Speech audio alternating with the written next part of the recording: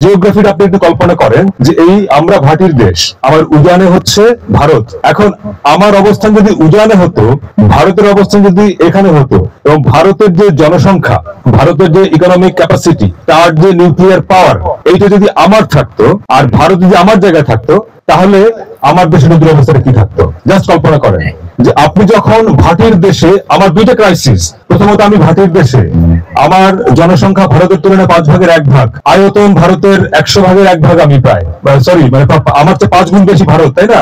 জনসংখ্যা, আয়তন, অর্থনীতির সাইজ সবকিছু মিলিয়ে ভারত আমার চেয়ে বড়।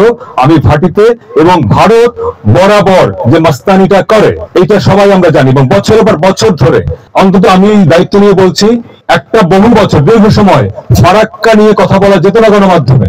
ফারাক্কা সংকট নিয়ে আমাদের দায়িত্বশীল ব্যক্তিরা কথা বলার আগে একটু সাই ফিল করতেন যে ফারাক্কা নিয়ে বলবো কিনা। আপনি খেয়াল করেন, মাওলানা ভাসানীর পরে ফারাক্কা নিয়ে খুব বেশি কাজ হয় নাই। কারণ কি? কারণ আমরা একটা দোহাই দিয়েছি বাংলাদেশ ভারতের সম্পর্ক অবনতি হবে। আরে ভাই, আমার দেশের নদী মরে যায়, আমার এনভায়রনমেন্ট ক্রাইসিসে পড়ে যায়, আমার অস্তিত্ব থাকে না, তো এখানে তোমার ব্যক্তিগত মানে রাষ্ট্র সম্পর্ক বড়। বাংলাদেশ থেকে ভারতে যায়, অর্থাৎ ভারত থেকে যে নদীগুলি বাংলাদেশে ঢুকছে, এই নদীর মাধ্যমে ব্যাপক পরিমাণ পানি, বর্ষার পানি বঙ্গোপসাগরে যায়। আমি আপনাকে একটা ধারণা দিই, বর্ষাকালে 1,40,000 কিউবিক মিটার পানি প্রতি সেকেন্ডে এইসব নদী দিয়ে যায় বর্ষাকালে, কিন্তু গ্রীষ্মকালে মাত্র 7,000 কিউবিক মিটার পানি যায়। অর্থাৎ বর্ষাকালে যে পানিটা যাচ্ছে তার মাত্র 20/1, মাত্র 5% পানি গ্রীষ্মকালে আসে।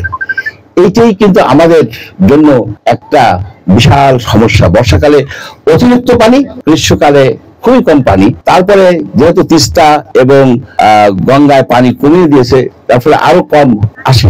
এই জিনিসটাকেই ভারত কিন্তু জিও পলিটিক্যাল উইপন হিসেবে ইউজ করে, যেটা আপনারা প্রতিবারই দেখেন যে গ্রীষ্মকালে তারা ওই পানি কম দেয়। তিস্তার পানি তো দেয়ই না, গজলডোবা দিয়ে সব পানি মহানন্দা দিয়ে চলে যায়। গঙ্গার পানিও তারা ব্যাপকভাবে নিয়ে যায়। অন্যান্য কিন্তু অনেক জায়গায় তারা বাদ করেছে। আপনি যদি দেখেন যে বাংলাদেশের চারিদিকে ভারতের কমপক্ষে 50টা ড্যাম, ব্যারাজ এবং অন্যান্য হাইড্রোলিক স্ট্রাকচার আছে। এর মাধ্যমে কিন্তু তারা বাংলাদেশের পানি যখন আমাদের বেশি দরকার তখন কম দেয়, যখন কম দরকার তখন বেশি দিয়ে আপনার নানাবিধ জটিলতা সৃষ্টি করে। ফেনীর ক্ষেত্রে দেখা গেছে কিছুটা, আবার তার আগে যে সিলেটে যে বন্যা হয়েছে সেখানে কিন্তু সব পানি, ড্যামে যে সব পানি জমা থাকে, সেই পানি যখন বেশি বৃষ্টি হয় পানিও ছাড়ে, বৃষ্টি পানিও আসে। সুতরাং এটা আমাদের জন্য একটা জিও পলিটিক্যাল মানে ব্যাপার হয়ে দাঁড়াইছে। ভারতকে আমরা নদীর ব্যাপারে, আমি বলবো ভারত একটা অবিশ্বস্ত বন্ধু। ভারতকে নদীর ব্যাপারে বিশ্বাস করা যায় না।